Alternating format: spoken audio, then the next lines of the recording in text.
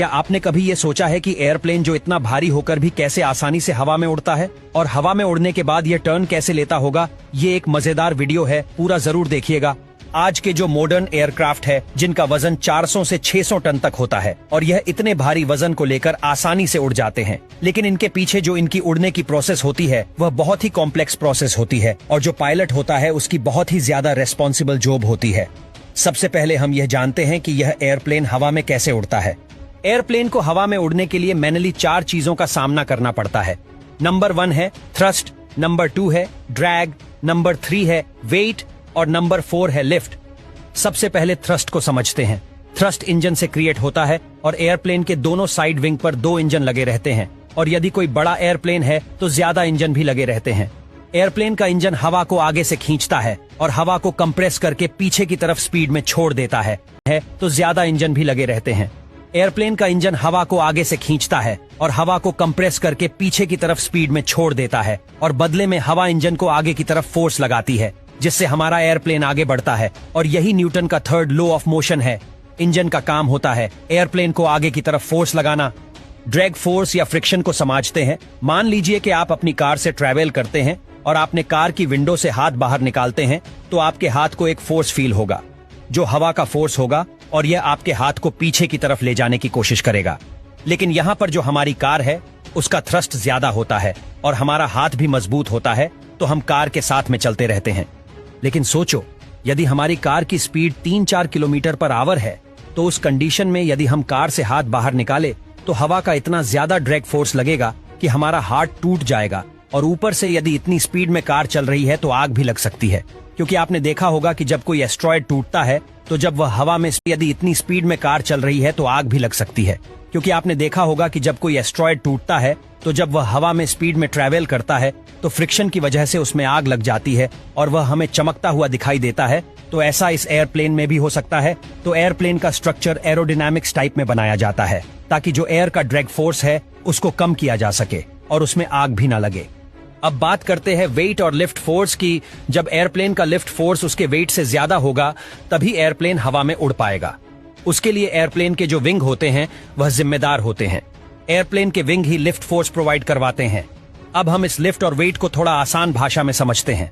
ये जो एयरप्लेन होता है, इसके विंग और इसके जो पीछे की टेल होती है, ये मूविंग पार्ट होते हैं।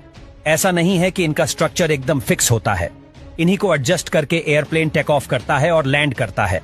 यह विंग फ्लूइड मैकेनिक्स की हेल्प से अपने विंग्स की पोजीशन एडजस्ट करते रहते हैं। फ्लूइड मैकेनिक्स की हेल्प से अपने विंग्स की पोजीशन एडजस्ट करते रहते हैं, और इन टेक्नोलॉजी को एयरफॉल मैकेनिज्म भी कहते हैं।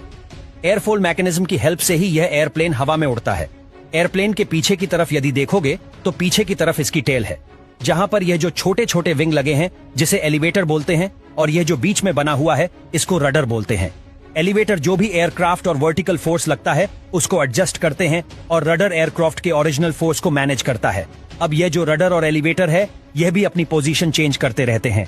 अब यह जो एयरफॉइल मैकेनिज्म है जो इस एयरप्लेन को हवा में उड़ाता है, इसको थोड़ा सा समझ लेते हैं। देखिए, जब एक एयरफॉइल हवा में उड़ता है तो वह लिफ्ट फोर्स प्रोवाइड करता है। इस एयरफॉइल का स्ट्रक्चर देखिए। इस एयरफॉइल के आगे और पीछे के हिस्से को स्लेट और प्लेप बोलते हैं, और यह स्लेट और प्लेप अपनी पोजीशन जरूरत के हिसाब से एडजस्ट करते रहते हैं। यदि इस एयरफोर्स को आप सही से देखोगे तो सामने से जो हवा आ रही है उसको यह पीछे की तरफ से नीचे की तरफ दबा रहा, और पीछे के हिस्से को स्लेट और प्लेप बोलते हैं, और यह स्लेट और प्लेप अपनी पोजीशन जरूरत के हिसाब से एडजस्ट करते रहते हैं। यदि इस एयरफोर्स को आप सही से देखोगे तो सामने से जो हवा आ रही है उसको यह पीछे की तरफ से नीचे की तरफ दबा रहा है। तो जो भी हवा इस एयरफॉइल के नीचे होगी उसका प्रेशर ज्यादा होगा, और जो हवा इस एयरफॉइल के ऊपर होगी उसका प्रेशर कम होगा। अब यह जो प्रेशर का डिफरेंस है ना, इसी से एयरप्लेन को ऊपर फोर्स लगता है। जब हवा का प्रेशर ऊपर की तरफ कम है तो यह एयरक्राफ्ट ज्यादा प्रेशर से कम प्रेशर वाली साइड की तरफ जाएगा, और इसी तरीके से इस एयरफॉइल मैकेनिज्म से जो एयरक्राफ्ट के विंग होते हैं उन पर ऊपर की तरफ लिफ्ट फोर्स लगता है। वैसे यह एयरफॉइल मैकेनिज्म थोड़ी सी कॉम्प्लेक्स फिजिक्स का कॉन्सेप्ट है, जिसको कभी और वीडियो में समझेंगे। अब हम इसकी टेक ऑफ की प्रोसेस को समझते हैं कि जब एयरप्लेन हवा में उड़ता है तो उसके अंदर क्या क्या होता है।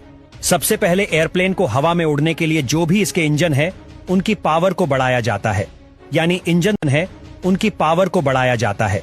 यानी इंजन थ्रस्ट को इंक्रीज करता है तो एयरप्लेन रनवे पर आगे बढ़ने लगता है। तो जब एयरप्लेन अपनी प्रॉपर स्पीड में आ जाता है, यानी जब ये हवा में उड़ने के लिए तैयार होता है, तो फ्लेप और स्लेट को एक्टिवेट किया जाता है और स्लेट और फ्लेप का एंगल ऑफ अटैक एकदम से बढ़ा दिया जाता है।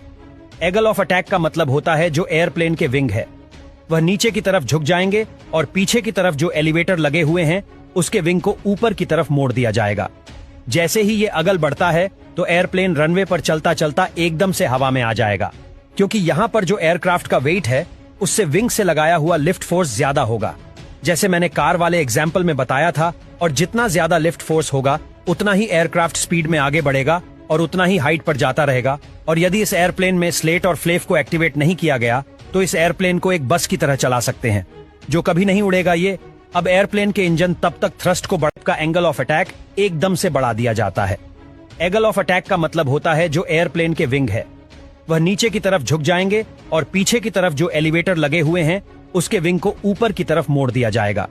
जैसे ही ये अगल बढ़ता है तो एयरप्लेन रनवे पर चलता चलता एकदम से हवा में आ जाएगा, क्योंकि यहाँ पर जो एयरक्राफ्ट का वेट है उससे विंग से लगाया हुआ लिफ्ट फोर्स ज्यादा होगा, जैसे मैंने कार वाले एग्जाम्पल में बताया था। और जितना ज्यादा लिफ्ट फोर्स होगा उतना ही एयरक्राफ्ट स्पीड में आगे बढ़ेगा और उतना ही हाइट पर जाता रहेगा। और यदि इस एयरप्लेन में स्लेट और फ्लेप को एक्टिवेट नहीं किया गया तो इस एयरप्लेन को एक बस की तरह चला सकते हैं जो कभी नहीं उड़ेगा। ये अब एयरप्लेन के इंजन तब तक थ्रस्ट को बढ़ाते रहेंगे जब तक अपनी ऊंचाई पर नहीं पहुंच जाता, और जब एयरप्लेन अपनी जरूरत की ऊंचाई पर पहुंच जाता है तो विंग का जो एंगल ऑफ अटैक है उसको कम कर दिया जाता है। और इस केस में एयरप्लेन का वेट लिफ्ट फोर्स के बराबर में होगा तो इंजन को थ्रस्ट भी कम जनरेट करना होगा और फ्यूल की कंजम्पशन भी कम।